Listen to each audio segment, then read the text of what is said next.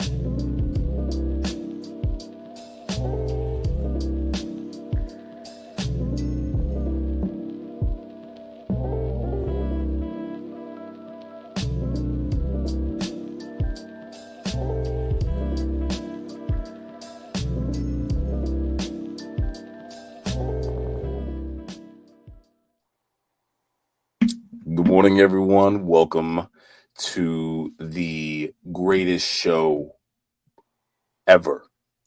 Okay. Well, not the show that we're about to present today, but the show that we're about to talk about. I welcome you to that because a lot of you are still feeling the effects of the Super Bowl. You're coming off of your latest hockey play. You think that you were going to get into some spring ball. You decided, you know what, the drama is way better over at the NBA, and they're going to be talking about it on the Sports Affiliations TSA Hoop Show. I'm your host, JR. Next to me is your boy, Rico. I left it open floor today because a lot has happened. We took a week off. Of course, you can see the blank wall and some accessories behind me. That's because I am in transition of locations right now. Gonna be moving 8.5 hours north to good old Santa Cruz County, California.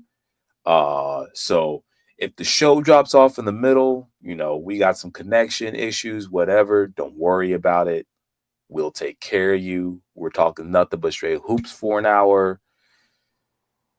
And we have to lead the show off with last night's W of the Lakers versus the Denver Nuggets. And switch that hat back, sir. Quit playing. Listen. I understand what some people may read this as, but one, I gotta support my boy Javier, and two, Hey, like this is like I'm sorry, like I know where I stand, but as of right now, this is what we're rocking with. Also, my hair that's like a good. mess, so No, Jay, yeah, I had to get a cut yesterday. Let me tell you. Let me say, my barber was like, "Why are you so sweating so much?" I was like, "I was just packing boxes. I ran to the shower. I got in there, got out the hot shower, ran and got dressed, ran to the car, drove like a bat out of heck to the chair. Okay, and it was hotter yesterday than it has been all winter, so my body was adjusting. Plus, it's not like a wide open shop that I'm going to. It's one that's like shared in a big old salon with like other booths. So everything is closed up. So if they got oh, hot air in there, it makes it hotter for me, and I'll be sweating like it's summer in New Orleans. So I was like, and plus I ain't seen the man in like 4 months, so I was nervous. When you ain't seen your plug in about 4 months, they look at you like you got something to hide, like you the feds or something like that. So I was like, all right, listen, I know what it's like, man. You gotta get it. You gotta get it. You gotta get the hair clear before you get on TV. right. Last night, I was tuning in to some parts live. I went back and watched the recap. I was listening to most of it on the radio. Shout out to Lakers Media for being able to give us the play-by-play. I always tune into. I want to tell you guys right now that a lot of the games that I get to consume are by audio. I think I've mentioned this before. It's an attribute mainly to my dad, whom on weekends would be driving us home back home to my mom's. And we would listen to the show on 710 ESPN radio before it was what it is today. We would be listening to Chick Hearn give us a play-by-play. We would be listening to Stu. And this is sort of a reason for that. And already here we go with the Wi-Fi. Yeah, if you see me frozen, it's me. It's I was it's about to not. say, yeah, it Yeah, picked the worst time to. yeah, it don't work. But it's an attribute to that. So there's that. And then we talked about streaming issues at large. So listen to a lot of the game and what the collective has shown was that the execution defensively of the Lakers took full form yesterday, which Mm-hmm. is not a fluke.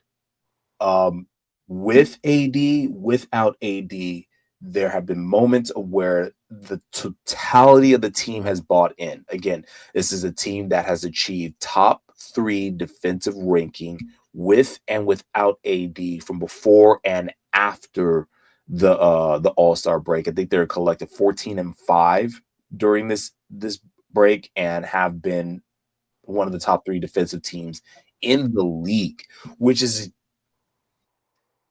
again, a lot of stuff flips during the core winter time, that late December to mid February time. A lot of stuff flips. We saw the Cavs sort of fall off.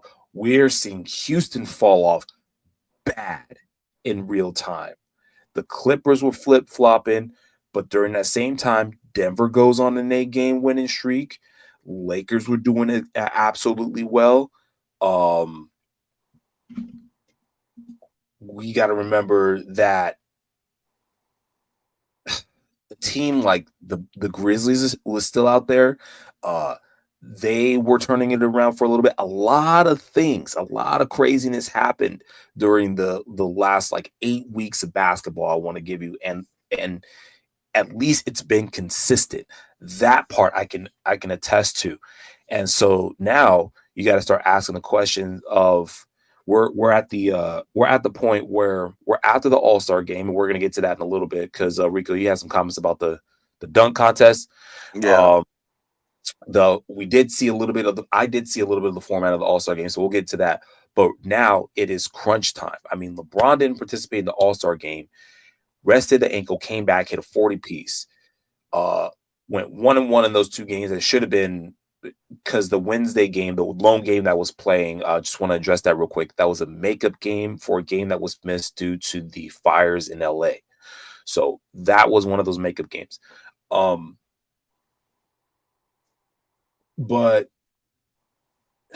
now we're at the time where teams are starting to gear up, figure out the buyout market, and shore up their game plan and execute it because these schedules ain't playing with no one, and it's Mm-mm. time ready for the playoffs. It's time to see who's in and who's out.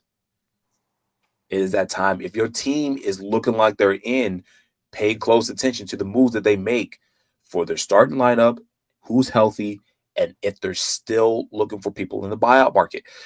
Because if you don't see them making any moves and they're sitting there teetering around that 9-10 spot, they might not get in.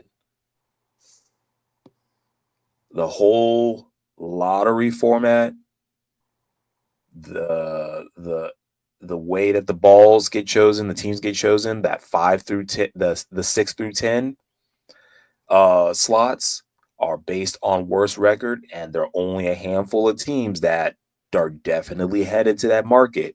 So if your team is teetering in or out, it may be worth it for them to make moves now to try to get them in to feature your favorite team or your favorite player, or to just fish and cut bait.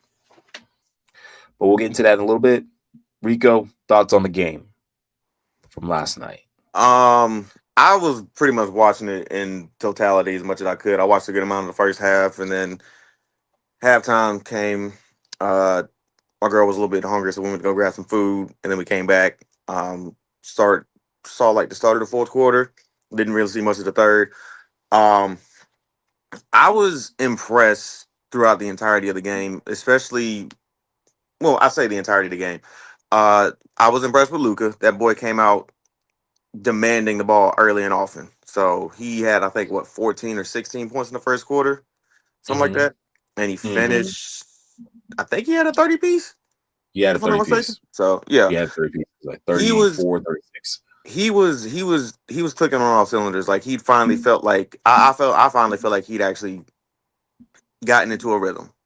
Obviously the first three games, there was a lot of people on Twitter, on social media talking about, damn, this is really Luca. Like this is the guy that is a 5-time All Star and all this other stuff. Like this isn't the Luca I'm used to seeing. This is first three games, and everybody's like just piling on him and piling on him. I'm like, when you're traded to a team in the manner that he was, that takes an effect on you. Not even just like, I'm not even talking about a physical standpoint, just a mental and emotional standpoint. Like this just kind of came out of the blue, and this is Mm-hmm. something that you don't necessarily get over like that quick. So seeing him to kind of have that fire, have that spark that I know that he's used to, that I've seen him like execute in Dallas on a number of occasions, time and time and time again.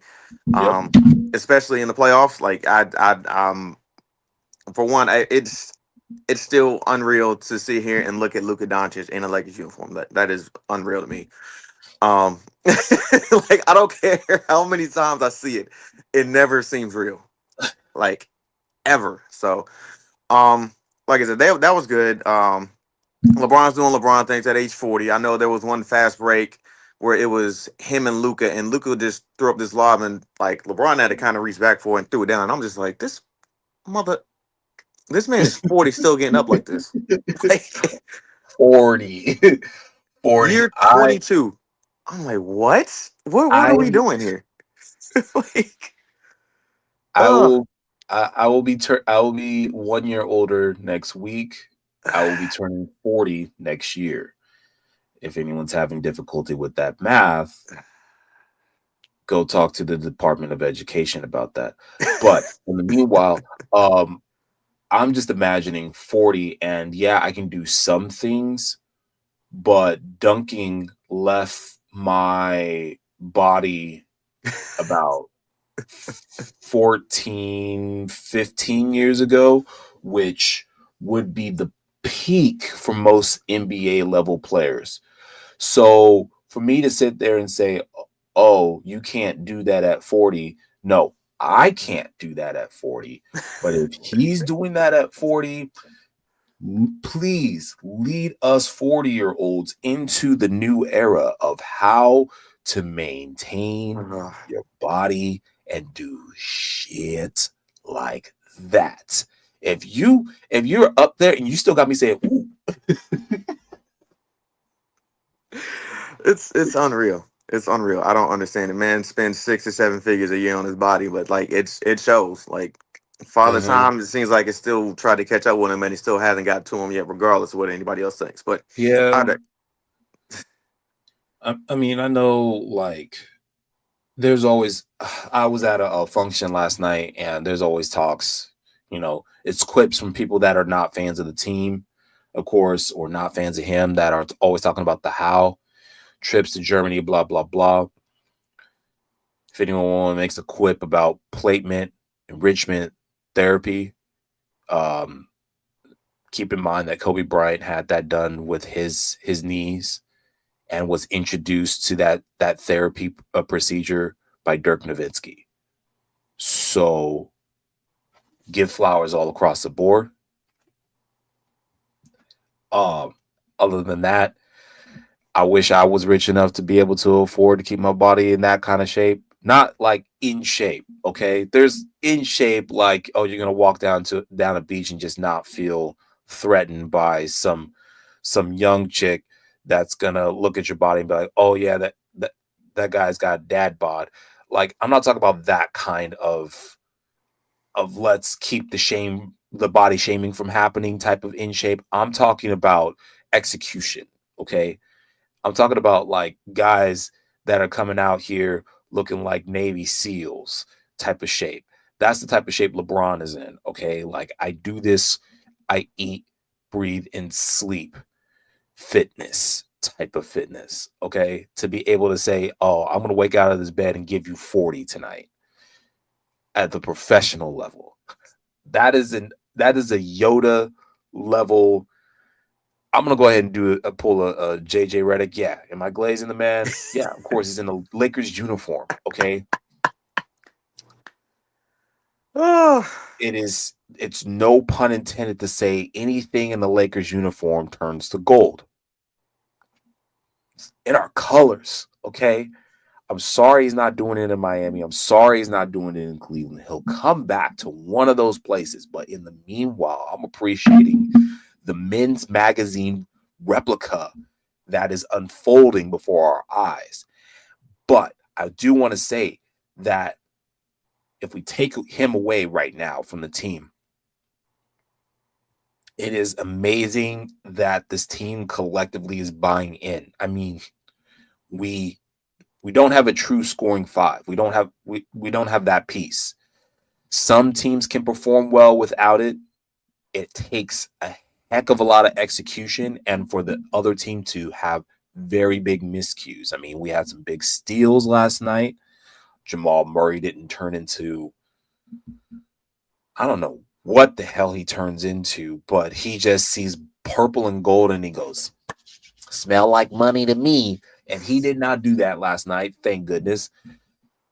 Lockdown MPJ. I mean, Jokic still had a triple-double last night. He was still getting boards, almost out-rebounding the team at points, the entire Lakers squad by himself. That's what well, he only does. took 7 shots though too, so that's something that was Efficient. I don't care. He hit a triple-double. He had 12 assists. He still gets guys open, so there's still shots being hit. But the Lakers did their jobs collectively, and it's very hard to do in the professional level in general, because like you can come down and make it look like a YMCA pickup game all you want with these 130 140 games where it doesn't look like defense is being played and it's almost like teams are lethargic about it, but the ball is just going in. It's another thing when people were talking about, oh, this is a new era. It's a faster game. It's a much more physical game. It's a much more athletic game nowadays. To be able to execute and keep a team under 100 points for majority of the game. I mean, the score ended up being what the score was, and Denver did score 100 points. But to be able to keep a team that consistently scores above 100, under 100, that takes a god tier level of execution, and I'm damn glad that I'm on the winning side of that for once. Okay, well, twice according to Swiper on X. I'm like you. There are some people on social media right now that got the the premier accounts and everything like that was talking, and I understand why, because the numbers favored them. But there is one guy that I've been following since I got to TSA, because he was hosting some rooms back when it was Twitter, and had great NBA discourse, had a lot of hate towards the Lakers fan base, particularly being a Denver fan, and they decided to post it 2-13 in the last 15 games. Well, if we want to post what it is overall, man, like, come on. The game's changed, the teams have changed. Let's just call it what it is. Take the L and just leave it alone. Okay. I'm glad that the Lakers got that win last night. yeah. And I told you, I don't know what Jackson Hayes was gonna do guarding Jokic. Hey, look, we talked about it earlier in the group. I was like, look, I'm not saying that he was going to lock down Jokic. Like, I didn't think that, Yeah. but I just needed him to hold his own, and he did that. I don't. Normally, you don't see this low volume of offense by a combination of Jokic and Murray, but when it happens, it was happening in a game in which Denver still got close. They got to within a point. So we should not forget that was part of the game, that Denver is still able to execute, but just being able to say, "Oh, let's put the gas on again against this is the third overall team in the West that the Lakers are going up against." Okay, so this was not some cupcake team. Okay, this was not Charlotte. All right. It This was wasn't not, Portland. they, It they, was it was, so they're awake now. So, all right, let's go. And it's interesting to talk about the Lakers in this game and this moment because had the Denver Nuggets won this game, they would have taken over the number 2 spot. Speaking of the number 2 spot, Memphis, what are thou doing? We're gonna hold on that actually for a second. We're gonna hold off on a bunch of teams right now because uh we got to talk about. Actually, I'll do it like this. I'm saving my energy for moving. Rico, what you got for us today? What did you want to come talk about? Except for talking about Iggy's team, okay? We're gonna leave that man alone. I ain't even gonna do Iggy like that, man. Um, I mean, there's a lot that's going on over the course of the last, couple weeks. Like I said, last night was a good game. Wimby, Um, Wimby. I do want to get to Wimby. The whole. Let's just get to the Spurs as a whole, man, because Mm. I hate it. I hate it for them. It's like I said, we talked about this earlier in the chat. Like Wimby's out for this rest of the year with a blood DVT. clot. Yeah. So I mean that's just like one of the most brutal, crushing blows that I feel like this team could have had. Mm. Um, and it sucks because they were sitting.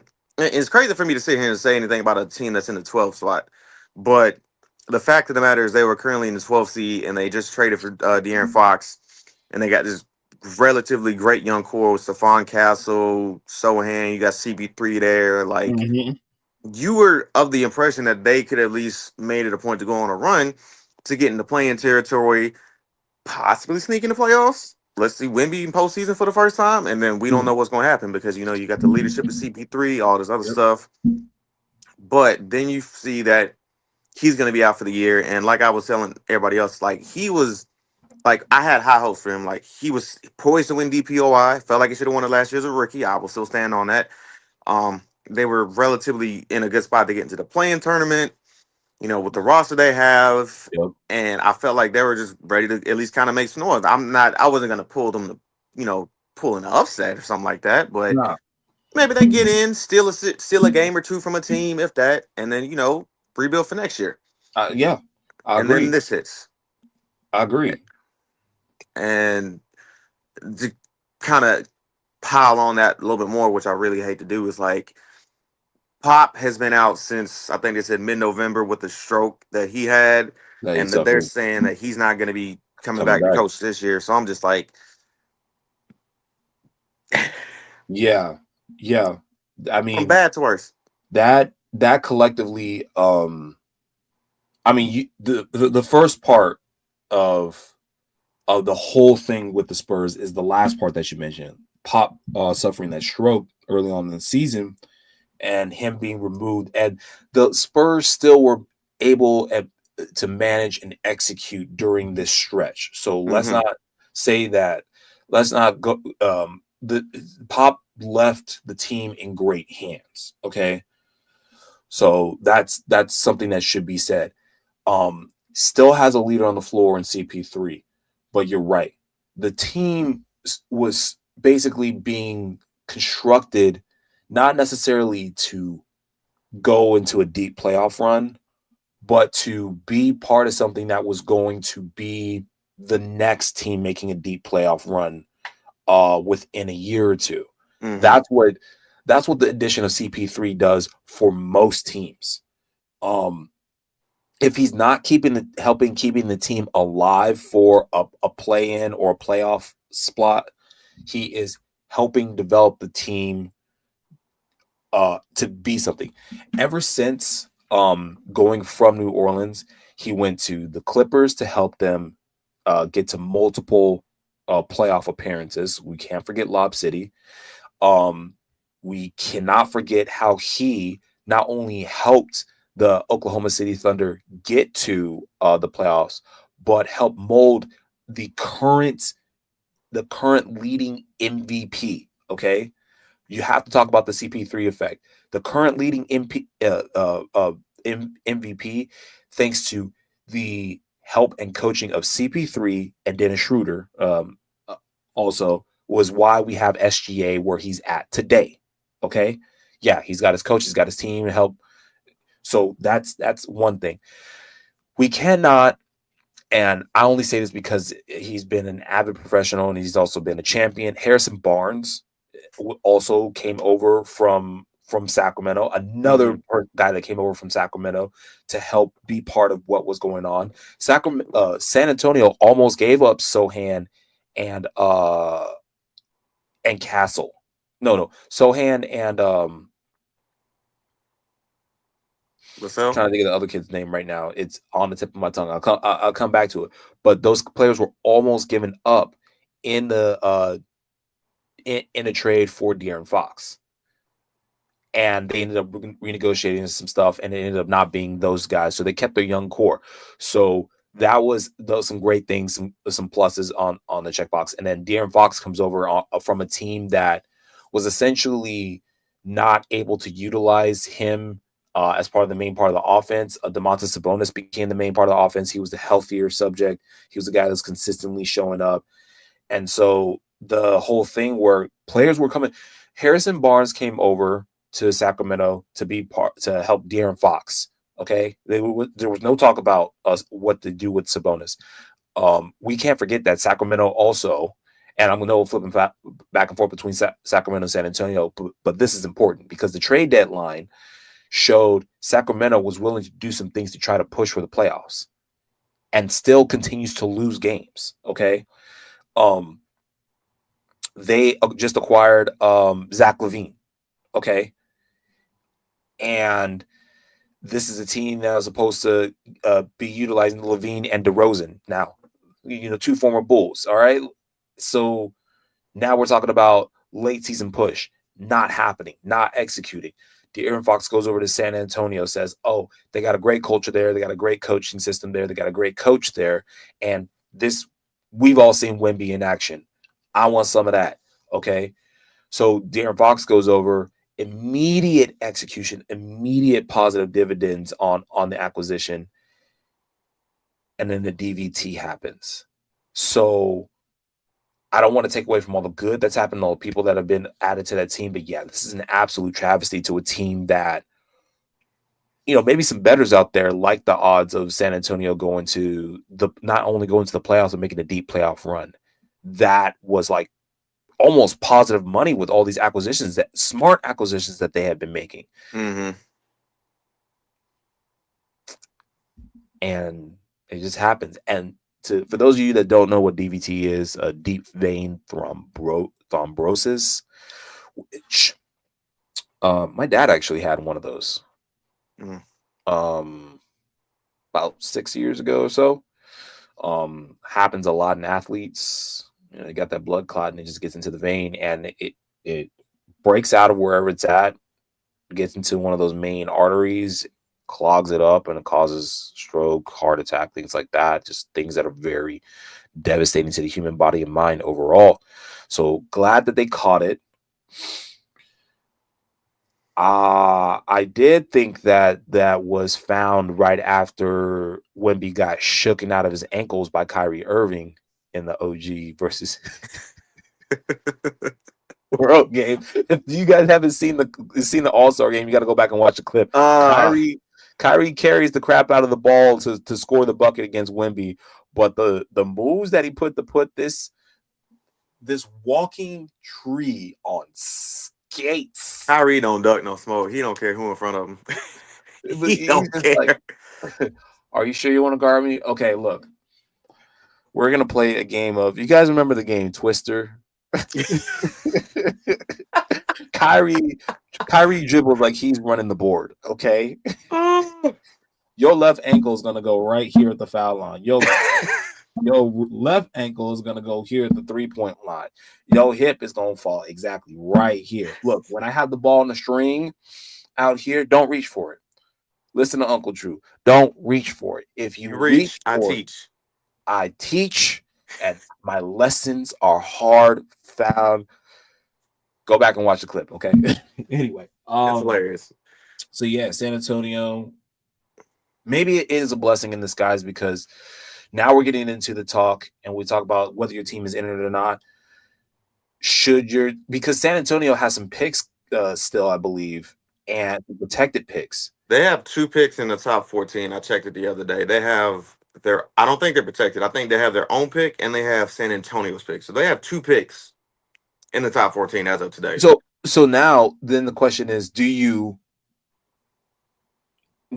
I mean, as a professional, you go into work every day and you're supposed to do the job. Mm-hmm. But as a leader in the position of, if you're the GM, if you're the owner, if you're the head coach, with everything that's going on, what's the job now? Is the job to protect the future of the franchise and give Wemby something to come back to in the form of draft picks, convince these veterans to stick around, help some of these young guys get into the rotation and figure it out, so that way they have some deeper bench threats next season? Or, sorry, we just had someone pop in on us. You better unmute that mic, sir. What? Deontay just popped in. Oh boy! Here we. Ladies and gents, for those of you that don't know, our resident Boston fan has just decided to join us for this show. As you can see from his avatar. Oh boy. Hello. Hello. Good late morning for you, sir. And both of you actually, because I know you guys are further east than me. We're catching up on the league at large right now. We're talking about Wemby right now. Just the effect. And I don't know. I think if I'm San Antonio, I think the job right now is to mail it in. I think that's the job, because DVTs are no joke. That should be because you have to go back, and if this is something that is to the effect of like Chris Bosh, yes, you need to know sooner than later. Just as a person, I don't think it would be fair to Wemby to. I know you want to play and you got here, and congratulations, but this is your life we're talking about, right?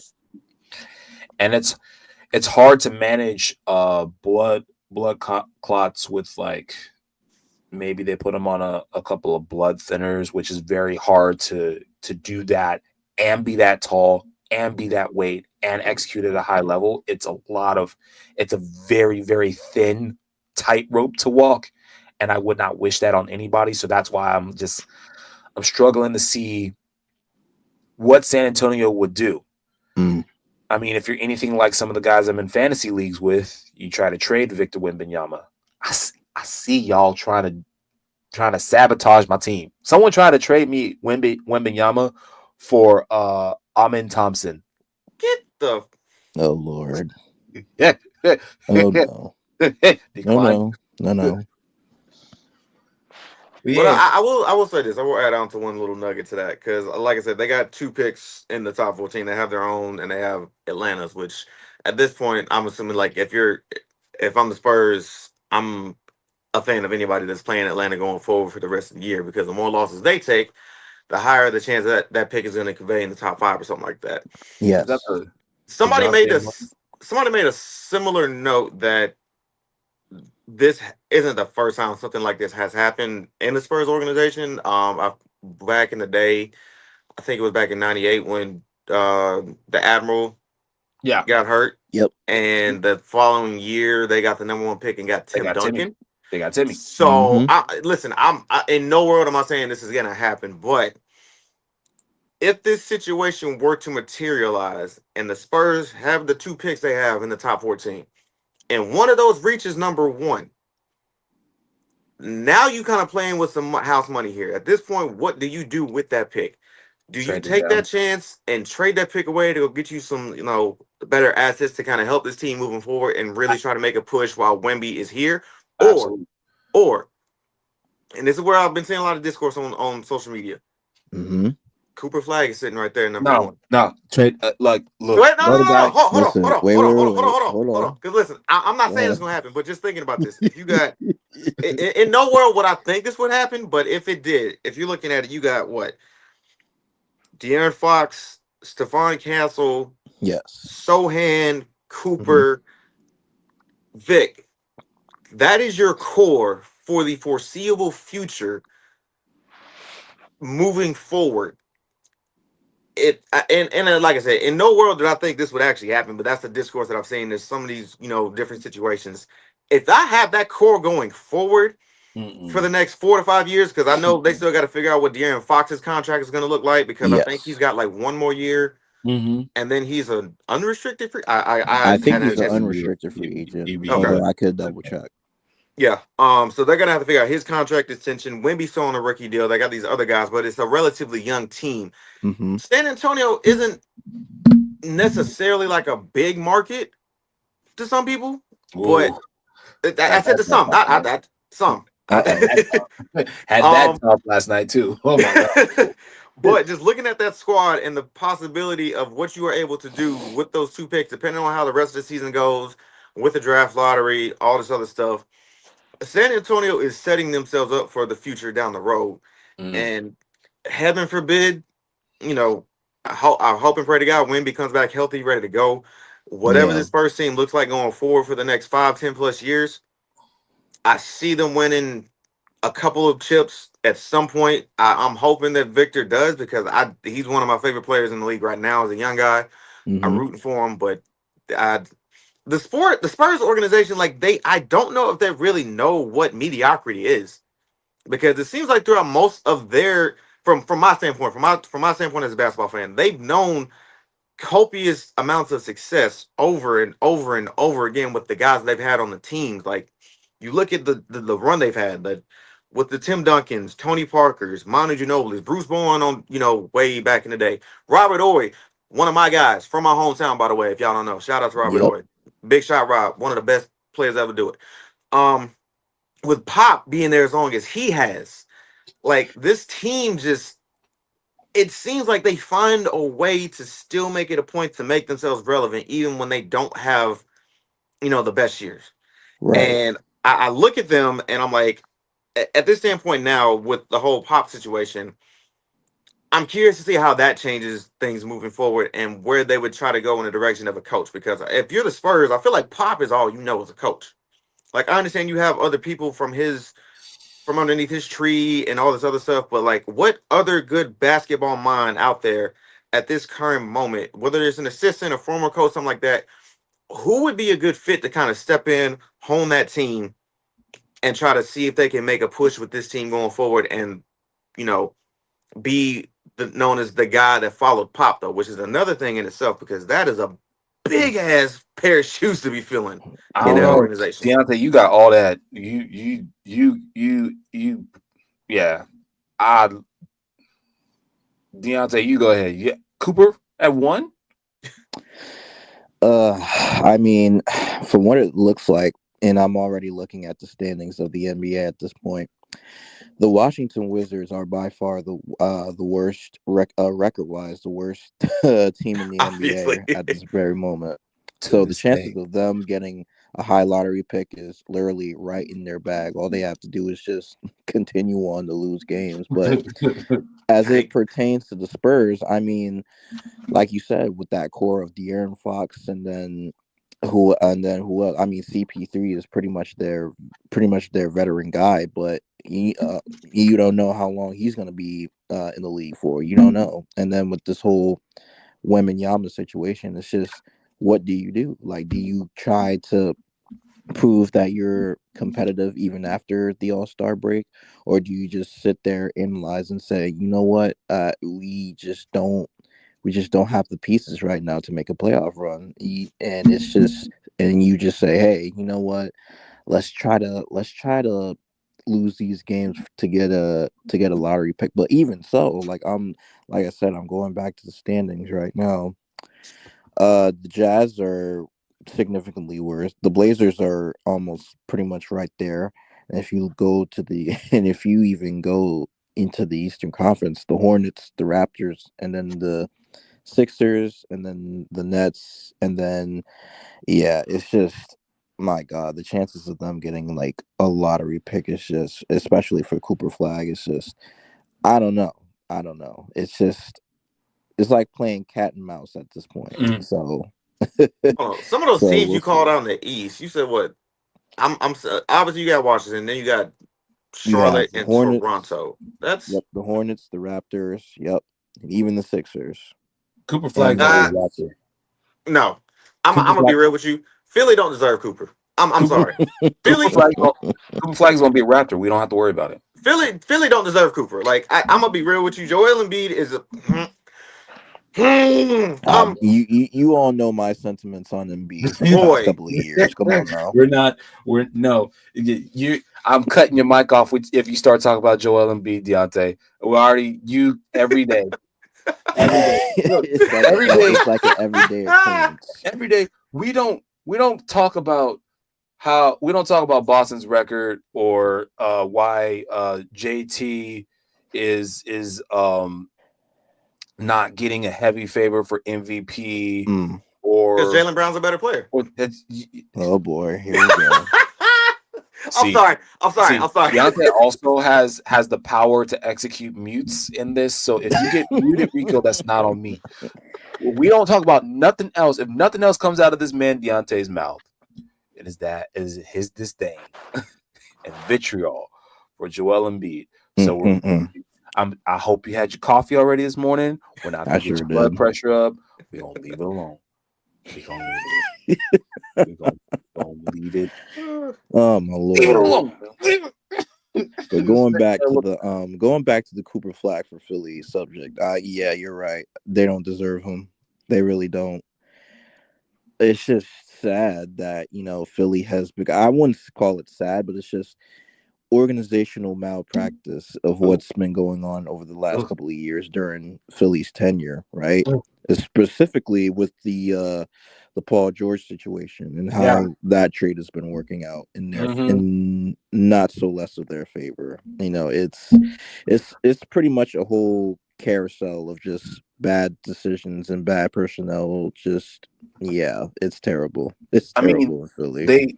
they had all these guys get acquired because they figured that they would be pieces that would be assets to the team, to the game that Joel would be bringing. And Yes. Harden didn't work out, so they went and got PG. Mm-hmm. Now they got PG, and it's not that PG's not working out; it's that Embiid's not working out. It's weird. You transfer, right? You get. Let's put this in work. I'm always gonna put. I like putting now more so than before. Basketball into work perspective. So you have a new coworker that transferred in, supposed to elevate the performance of the workplace. Okay. And your supposed star employee does. Okay, now I'm starting to talk about him. Forget it. No. You were doing a good job. In the meanwhile, I think the one danger, forget the whole Cooper Flag thing because that's a non-starter. Right now, Philly is winning too many games to be able to execute getting a number one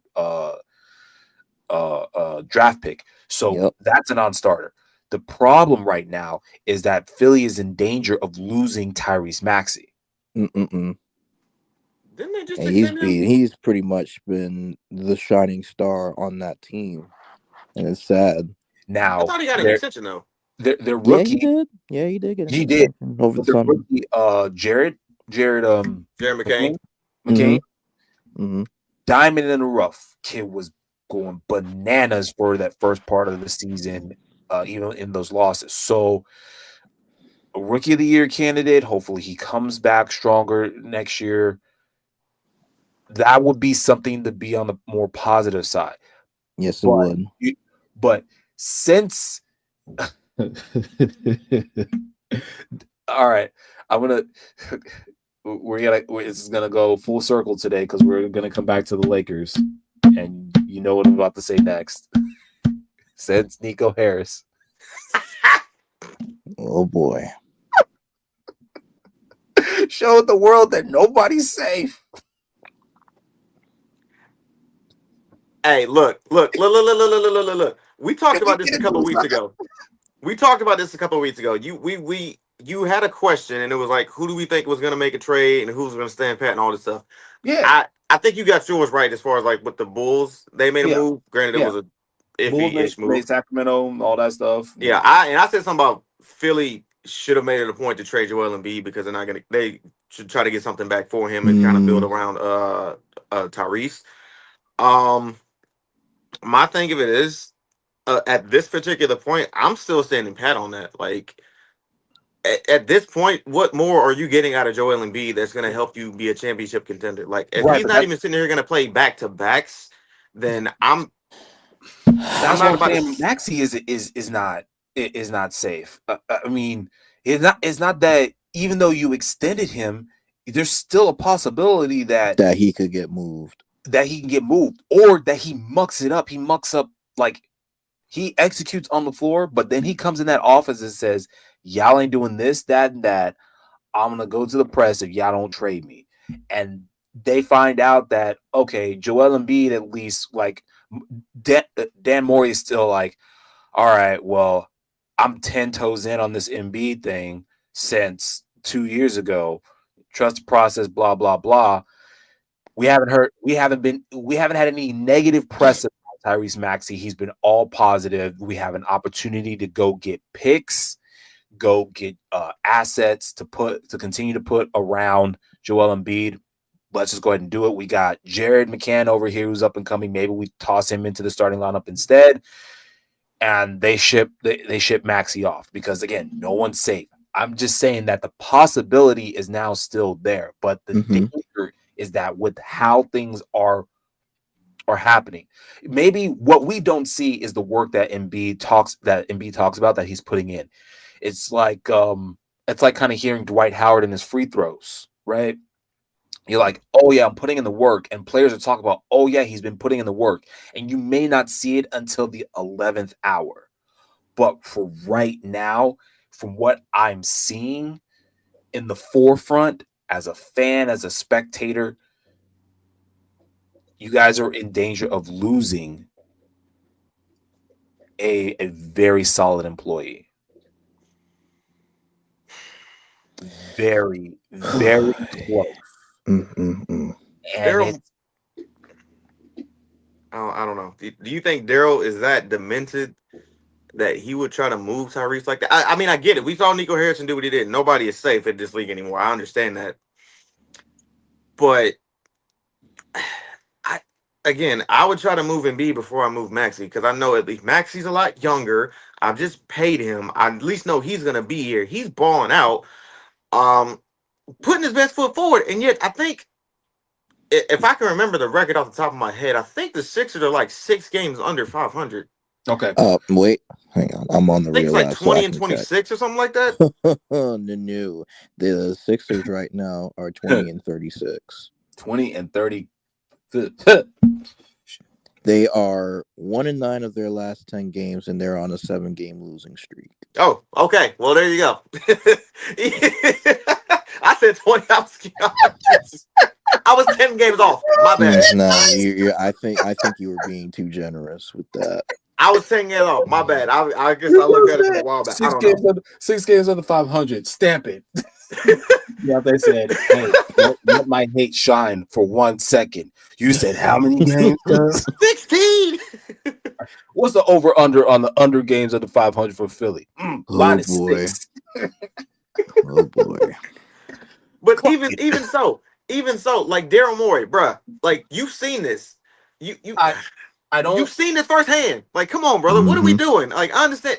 We already talked about Nico Harris's prime enemy number 1 in the state of Texas. Jerry Jones is number 2. We ain't gonna talk about that. That's a whole different sport. But yeah, I don't know about that list, man. I think if you had a public poll put out right now, I think it's still Jerry Jones is number 1. And Nico Harrison is that villain that you see come up on the Book of Ghost series. That'll just come in for like half a season and cause some problems, but then like one of the main MCs or something like that just comes and like shoots that guy off, or finds out that he was a narc, or that he was just playing, and then he leads to a bigger problem. That's what Nico Harris is. I don't think Nico Harris himself is the issue. Okay, again, I asked this question at the beginning of the show because we were talking about what the goal now for San Antonio is Deontay, if you talked about your front office, Mm-hmm. what's the focus and the goal for the Boston Celtics right now? As of right now, is Uh-huh. to try to is to pretty much try to go to another finals and then win. That we are pretty much in a win now situation Okay. in which we're yep. Okay, so that's good because, like, you go into work and they have like the task that they want all their employees to try to execute, and so everyone gets into communication. They figure out where the team is at and how they're going to execute that plan. So that's the plan right there. Okay, get into finals, not get into the playoffs. Get into finals And winning said and finals. win. It's get into finals, comma, win. Done. What is it for the Philadelphia 76ers? Oh boy. I don't know if we know. What's the plan? I don't know if we know. I can't tell you. I can't tell you what their plan is. I really can't. I can tell you if it were the Los Angeles Clippers, I can tell you what it is. Get into playoffs, deep playoff run. Done. Stay healthy, get into playoffs, deep playoff run. Done. That's their plan. They're executing that plan right now. Los Angeles Lakers. Change image, stay relevant, LeBron greatness. Done. Okay. Dallas Mavericks. We thought that the game plan was to continue to be great, add pieces, get healthy. 3 things. Super easy. 3 things. And we get Nico Harris who blows that all up, right? Maybe we didn't know what the game plan was after all for the Dallas Mavericks. I don't think we know what the game plan was for Philadelphia 76ers at all. I think that we convinced ourselves that we did next year will be better type of thing. And they were allowed to fly under the radar of the Philadelphia Eagles as far as sports in that town is concerned. But they're still a Philly team. So I still struggled when they announced Kawhi as the last man. I questioned what the Clippers were doing, and Kawhi and USA Basketball did the right thing in saying Kawhi stay home. And I think that was for the betterment of the Los Angeles Clippers. It was the betterment for basketball overall. We said our piece. We let it go. We got Derek White. Whatever. We had some fallout from that. We talked about it. We got through it. But when they announced Joel Embiid as being part of this team, saying, it's a once-in-a-lifetime opportunity to play for the United States, to play for what we call the meme team. We were making fun of this team because it was LeBron and friends, right? Yep. Shout out to Steph Curry for the iconic photo. Joel Embiid plays 1.5 games, maybe. And then he's right back to that, I might play, I might not play. And then it leads to this. And we all thought before, when last season ended for the Sixers, Joel Embiid just needs to get right. He had that like 50 piece in the loss in the last game or something like that, right? It was something crazy. He put all that effort in. They lost. He's got to get healthy again. He was talking about how his body's beat up, et cetera, et cetera. Your body's beat up. You got to get healthy. We'll come back next year.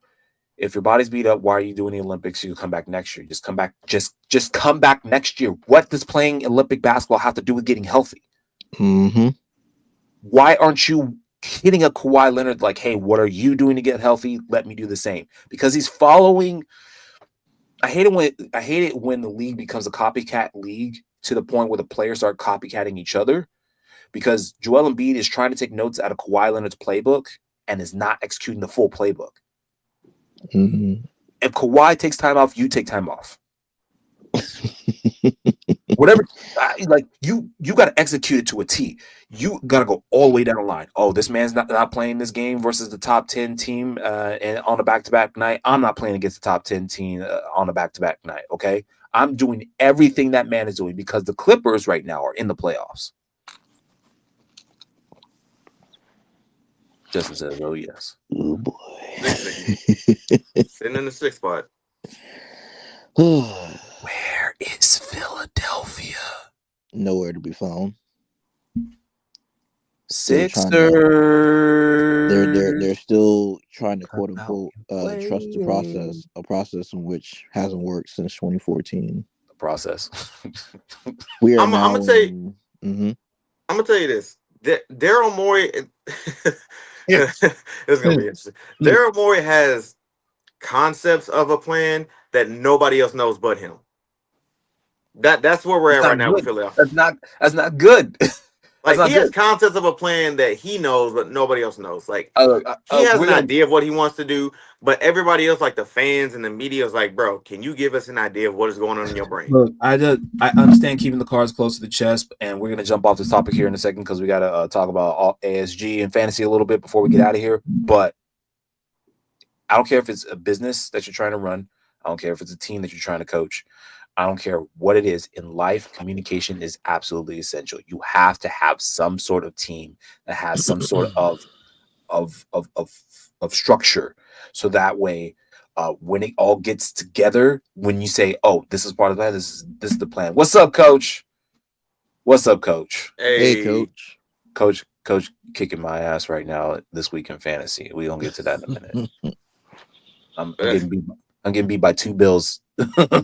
oh, Yeah, I started out doing good. He caught up to me in 2 games.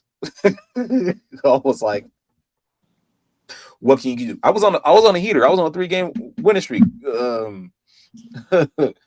Coach, we all right. For those of y'all just tuning in now, again, appreciate you tuning into the Hoop Show. JR, we got Deontay, who came in late but still great, and Rico, who started out hot and strong, and he said it's Lakers all day long.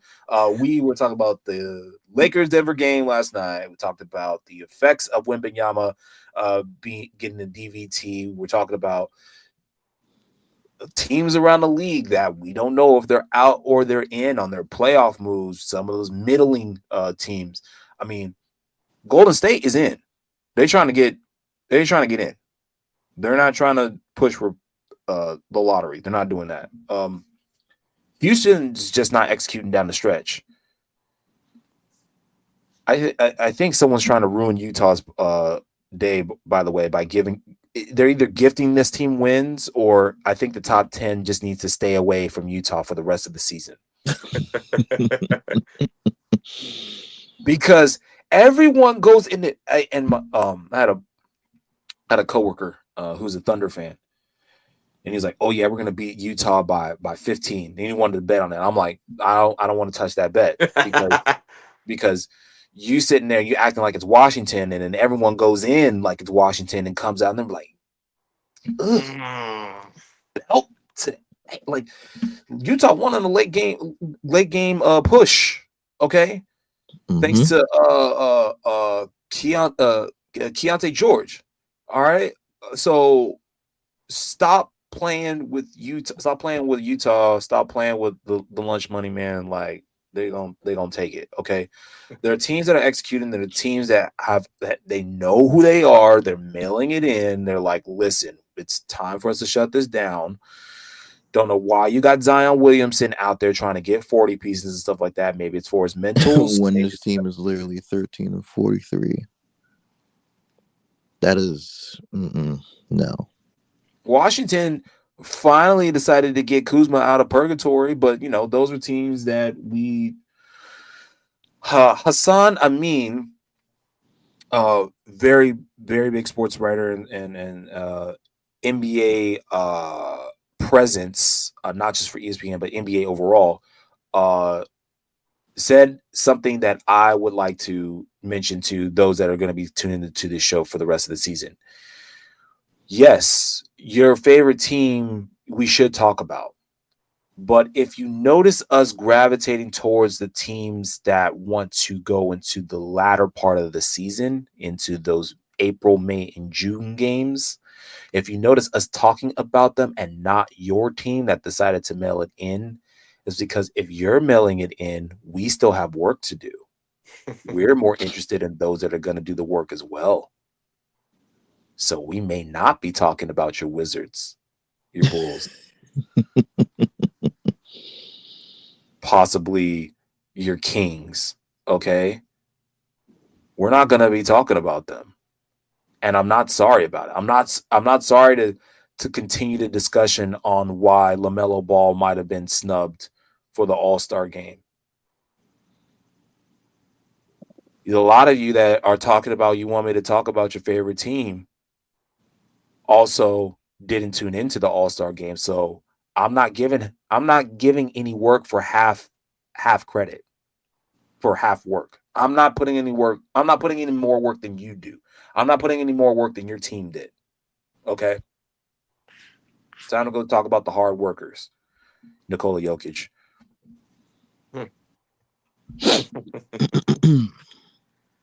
Guys, it's an hour. I'd love to keep going. We got so much more to talk about. It's been a week off. Let's take an extra 5 minutes here. If you guys have any stories that you want to get out there, anything that you need to bring up, now is a good time to do it while I still have those 5 minutes, because then I'm going to be moving boxes for the rest of the day. Deontay, you got anything you want to say real quick? Let's see. I would like to push my Tatum for MVP agenda, because this man is pretty much the only player in the entire NBA who, by the way, of this season is leading their own individual teams in points, rebounds, assists, steals, and 3 points made. But like I said, there are other people ahead of him, like SGA and Nikola Jokic, as per usual. So but I feel like Tatum is deserving of that MVP as well. But maybe that's just me. Maybe it's just my undying bias of being a Boston Celtics fan. But I like to keep hope alive. So so we're gonna get Iggy on here. You guys can have a back and forth for the MVP discussion one day, because because although my vote was for SGA last year. Okay, so part of me is a little bit biased, but I'm also trying to lean into some sort of consistency as far as best team overall with the best player on that team. Like, what's the reason that the team is number one? So that's where my vote is lying right now. Do I think that JT should be right in there? He shouldn't be like fourth or fifth. He should be third. He has games where he shows me that, absolutely. But but right now, my opinion is he's not taking over Jokic's spot. Period. And unfortunately, it's SGA's to lose this year. But then again, we're gonna have to go into a long discussion of years that a player deserved it and didn't get it. Kobe Bryant, Steve Nash, and there's a whole bunch of them. Trust me. And so on and so forth. Like, we're not gonna do that right now, but I do appreciate the push, and we're gonna get into that discussion, and we're gonna show some posts on X. We're gonna have some votes that are gonna start out. We're actually gonna last year what we did. I was thinking about this project. It went very well as far as getting votes and writing about those votes. I like having some sort of paper trail and giving a reason why. So if anyone wants to call me out on inconsistency in my voting, then they can show the receipts. Or conversely, I say, no, I'm voting this way because this is how I've been voting, and I can show the receipts. I love showing the why, because being able to answer to something shows that if you're looking to get my vote, these are the things that you're going to have to execute. And so no one has any question about that going forward. And I think what we're going to do is we're going to go ahead and continue our votes here through TSA. People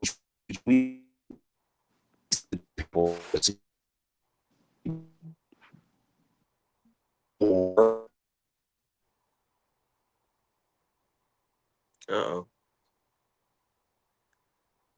I think you might have froze. Uh-oh. Yeah, JR, it's kind of like no. it's stuck right now, so I don't know what's. I believe it is stuck. Oh no. It's like, what do we It did that to him earlier. Don't worry, folks. We're just experiencing some technical difficulties, but don't worry. I'm sure it'll be resolved soon. Yeah. So I guess just to kind of push on to what he was talking about, like we had Mm-hmm. like this I guess the poll and stuff that we had last year where we were just voting on different awards, MVP, Rookie of the Year, stuff like that, and kind of giving a Right. reason why. So he's saying that we'll probably end up trying to do something similar to that again. Yes. So Just anyway, so we like I was kinda- saying, Ah, Yeah. there he is. There we go. There you are. I got you. we're gonna figure it out. We're gonna get down the stretch. Rico, you got anything before we get out of here? I'm gonna try to make it quick. Obviously All-Star Weekend wasn't as eventful for some, but you know, like I said, the basketball purists in me still allowed me to watch it. Shout out to Matt McClung, three-peated. Tyler Hero won in the three-point contest. Wasn't my favorite going in. I feel like Dame had a chance to win it. Buddy Hield was hot in the first round and then choked it away, but whatever. And then to all these haters out there that got something to say about the NBA product and just that it's not funny anymore, the ratings and all this other stuff.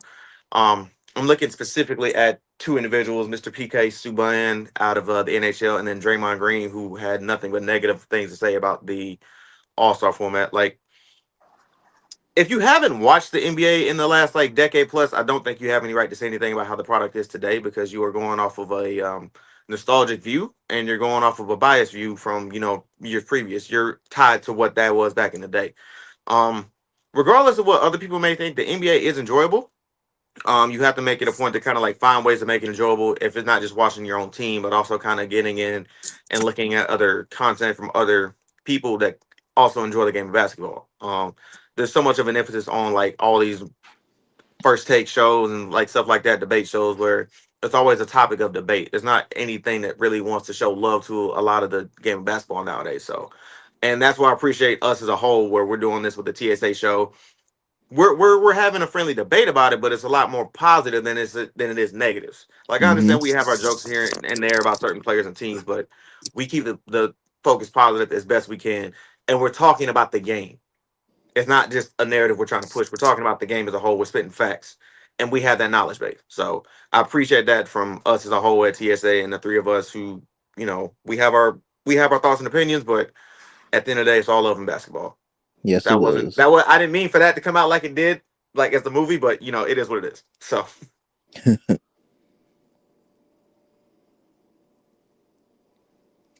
Oh, wait. What's this? Oh no, this is sorry. Oh no, It looks like JR is missing his audio right now, bro, so he looks like he's working on fixing. I know, technical difficulties, but don't that ain't worry, one they'll thing, get it's it another. fixed. Don't So worry, we'll get it fixed. but yeah, that's Yeah, my right two now I'm cents. completely missing audio. So if you guys are just staring at my face right now and I'm looking highly confused, that's just how it's going down. We need to get out of here though. Listen, appreciate y'all. Y'all take care. We're gonna tune in next week from a different location, same bad time, same bad channel.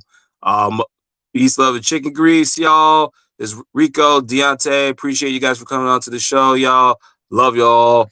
Peace. Peace out. Peace.